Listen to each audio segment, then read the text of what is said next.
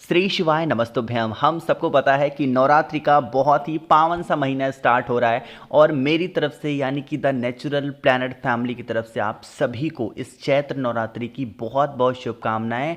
माता का वास आप सभी के घरों में हमेशा बना रहे, यही मेरी कामना है ना। तो आज के टाइम पे सबसे ज़्यादा प्रॉब्लम लोगों के घरों में सिर्फ एक से एक ही चीज़ों को लेकर के है और वो है बीमारी। कि आपके सारे पैसे लग रहे हैं दवा में, मेडिसिन में, बट आपको कोई उसका रिजल्ट नहीं मिल पा रहा, दवा ही असर नहीं कर रही है।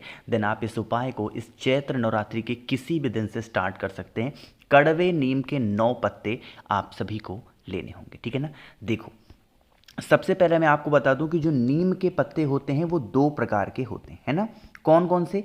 एक होता है आपकी मीठी नीम और दूसरी आपकी पाई जाती है जो कड़वी नीम होती है ना।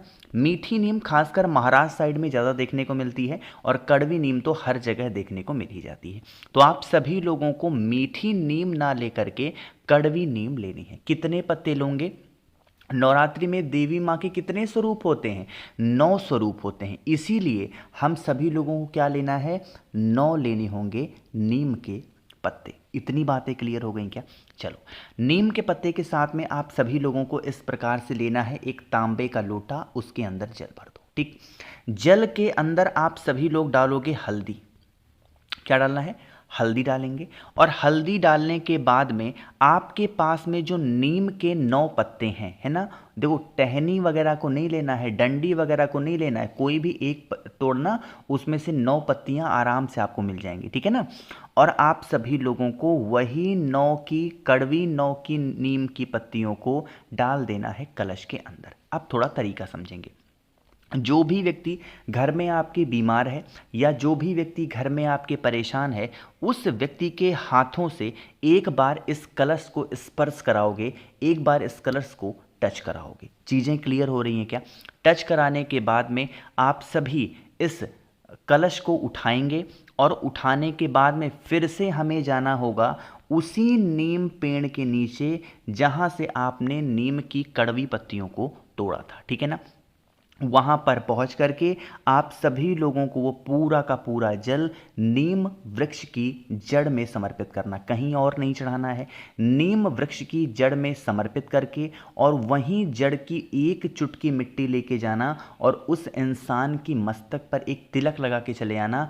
नवरात्रि के किसी भी एक दिन पे अगर आप इस उपाय को कर लेते हैं तो आपके घर परिवार में किसी भी प्रकार की कोई भी बीमारी हो, चाहे वो छोटी हो या बहुत बड़ी बीमारियां होंगी, वो सारी बीमारियां आपकी ख़त्म ज़रूर हो जाएंगी, ठीक है ना। तो भूलिएगा नहीं, कोई लोग, हर इंसान को इस उपाय को ज़रूर करना, ठीक है ना। देखो, अब इसी के साथ मैं आप लोग को दूसरा उपाय भी यहीं पे बताना चाहता हूं और यह उपाय होगा हमारे घर की खुशियों को लाने के लिए। लेकिन उससे पहले एक छोटी सी बात आपको और बताना चाहता हूं, वो ये है कि नवरात्रि के दिनों में, जैसे देखो एग्जाम्पल के तौर पे समझाता हूं ताकि आप समझ पाओगे। जैसे आपको पता होगा कि बेल पेड़ के नीचे किसका वास माना जाता है? माता पार्वती का। मानते हो अभी कि नहीं मानते हो? उसी प्रकार से नवरात्रि के 9 दिनों में देवी माता का वास अगर किसी भी वृक्ष के नीचे माना जाता है तो नीम पेड़ के नीचे माना जाता है। आप भी मानते हो इस चीज को? तो आप सभी लोगों को क्या करना है? नीम वृक्ष के नीचे इस उपाय को करना होगा। तरीका क्यों करना है बता दिया। अब देखो, इसके लिए हमें मात्र 2 लौंग लेने हैं, बहुत ज़्यादा कुछ भी लेने की कोई आवश्यकता नहीं है। 2 लौंग लीजिएगा एंड देन दोबारा आप सभी को इस प्रकार से तांबे के लोटे में जल को भरना है। जल के अंदर हल्दी ज़रूर डालेंगे। जब भी हम नीम पेड़ के नीचे कोई सा भी उपाय करेंगे, हल्दी डालना अनिवार्य हो जाता है। वैसे तो मार्केट में धार आती है ना, एक हल्का सा येलो कलर में होता है, उसको हम लोग धार बोलते हैं। तो धार डाल दो तब तो बहुत अच्छी बात है, बट नहीं है तो हल्दी डाल सकते हो। अब जो मैंने आप लोग को लौंग दिखाया ना, उस लौंग को कलश के अंदर नहीं डालेंगे। फिर क्या करना है? लौंग को अपने पास रखेंगे, इस कलश को उठाना। हम यह उपाय कर किसके लिए रहे हैं?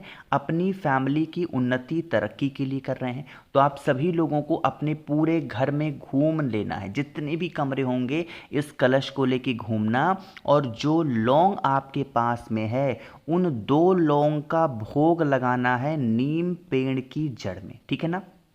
चीज़ें क्लियर हो रही क्या? जब आप लौंग का भोग नीम वृक्ष के नीचे लगाओगे तो आप सभी लोगों को, एक मिनट गलती हो गई, आप सभी लोगों को अपने घर की कुल देवी या कुल देवता को ध्यान करना है।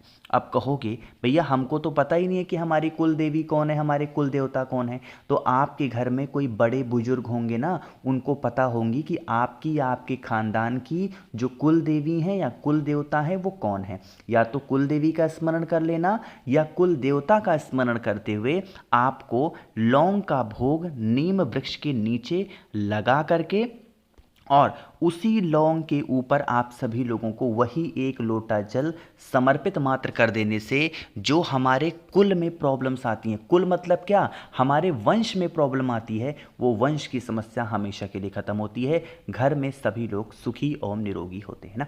चैत्र मास की नवरात्रि आप सभी के जीवन में बहुत ही सुख शांति लेके आएगी, इस चीज़ को ध्यान रखिएगा। ठीक, चलो आगे बढ़ते हैं अब इस वीडियो के हम लोग अपने तीसरे उपाय की तरफ। लेकिन उससे पहले आपको बता दूं, आज है वो आखिरी दिन, रात 12 बजे तक सिर्फ आपके पास में ये मौका है इस ऑफर का लाभ उठाने के लिए। वो कौन सा ऑफर है? सिर्फ 10 सेकंड आपका टाइम लूंगा। 7 मुखी रुद्राक्ष होता है धन प्राप्ति के लिए और 9 मुखी रुद्राक्ष होता है घर में लड़ाई झगड़े को खत्म करने के लिए। इनमें से कोई भी एक रुद्राक्ष अगर आप मुझसे खरीदते हो, परचेस करते हो, तो इसके साथ में आप लोग को बहुत सारी चीज़ें मुफ्त दे रहा हूँ। कौन कौन सी?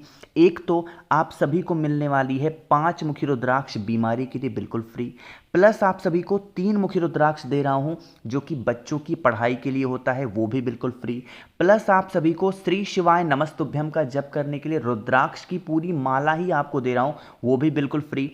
50 ग्राम भस्म दे रहा हूं महादेव का श्रृंगार करने के लिए, और प्लस एक नई चीज मैंने जोड़ रखी है और वो है एक रुद्राक्ष का फल जिसके अंदर 1 मुखी से लेकर के 31 मुखी तक निकल सकता है। जब उसके छिलके को निकालोगे ये आपकी किस्मत के ऊपर होगा। तो ऑर्डर करने के लिए 9005643345 मेरा व्हाट्सएप नंबर है। कैश ऑन डिलीवरी की सुविधा उपलब्ध है, जल्दी से मैसेज करें, ऑफर का लाभ उठा सकते हैं। ठीक, अब बातें करते हैं इस उपाय की। देखो, जैसे मान लीजिए कि आपके घर में धन को लेकर के बहुत दिक्कतें होती हैं, बहुत प्रॉब्लम है, मतलब धन तो घर में आता ही नहीं है, टिकता ही नहीं है, देन आप इस उपाय को निश्चित रूप से करेंगे। इसके लिए ये जो आपके सामने दिखाई दे रहा है इसे रक्षा सूत्र बोलते हैं। हम लोग तो अपने हाथों में बांधते भी हैं इस चीज़ को, है ना, आप लोग भी बांधते होगे। तो ऐसे ही मौली ले लो, धागा ले लो या रक्षा सूत्र लो। कहोगे भैया कितनी बड़ी लेनी है? तो बड़ा छोटे से हमें कोई मतलब नहीं है, बस ले लेना। और आपको जाना होगा आंवले वृक्ष के नीचे। पूरी इस चैत्र नवरात्रि में किसी भी एक दिन आंवले वृक्ष के नीचे चले जाना, चुपचाप जाना, और वहां पर जाना, कोई भी एक टहनी देख लेना जो आपको मतलब आसानी से आप उस टहनी पे पहुंच सकते हो, वो टहनी चूज कर लो। और कहीं पे भी, बहुत ज़्यादा तो नहीं, बस थोड़ा सा आप सभी को मौली उस टहनी पे बांध देना है, लपेट देना। ठीक है ना। नवरात्रि में किसी भी एक दिन करो, आप जब भी ये वीडियो देख रहे हो उसके बाद में, करने के बाद में जब नवरात्रि 9 दिन समाप्त हो जाए आप हवन कर लें, और अगर आप 9 दिन का व्रत हो तो पारण कर लें। उसके बाद में आप फिर उसी आंवले पेड़ के नीचे जाएंगे जहां पर आपने ये मौली या रक्षा सूत्र बांध रखा था, है ना। आंवले वृक्ष के नीचे भगवान हरि का वास होता है, नारायण का वास होता है, इसीलिए हम बांध रहे हैं। अब 9 दिन के बाद में आप इसको उठाना, अपने घर की अलमारी तिजोरी में कहीं पे भी इस मौली को संभाल करके रख देना। साल भर आपके घर में कभी धन की कमी हो ही नहीं सकती। ठीक है ना, करिएगा। तो यहाँ पे हम लोगों ने 3 उपाय की बातें कर ली है। सबसे आखिरी उपाय की हम लोग बात करने जा रहे हैं, जो कि आप सभी को किससे करना है? हल्दी के साथ में करना है ना। लेकिन अब आज के दिन हम हल्दी का इस्तेमाल करेंगे तो ये खड़ी हल्दी नहीं लेनी है, हमें पिसी हल्दी चाहिए। अब करना क्या है, आप लोगों ने, मुझे पूरी उम्मीद है कि आप लोगों ने अपने घरों में इस प्रकार से, जैसे मैंने विधि बताई थी, जैसे मैंने जौ लगाने का तरीका बताया है आपको, आप लोग फॉलो कर रहे होंगे, है ना। अब क्या करिएगा, जो आपके पास में है ना हल्दी, ठीक है ना।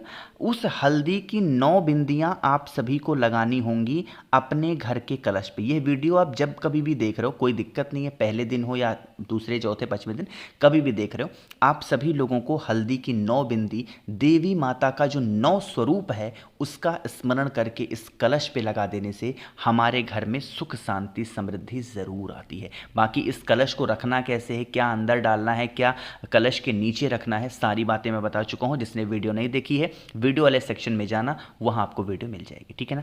बाकी मैंने कोशिश की आप सभी को सब कुछ बहुत ही अच्छे से समझाने की। वीडियो अगर आपको पसंद आती हो तो लाइक करिएगा। कुछ पूछना है नीचे कमेंट सेक्शन में पूछें, और मेरे जितने भी भाई बहन आवाज़ आज मेरी पहली बार सुन रहे हैं, चैनल को ज़रूर सब्सक्राइब करेंगे।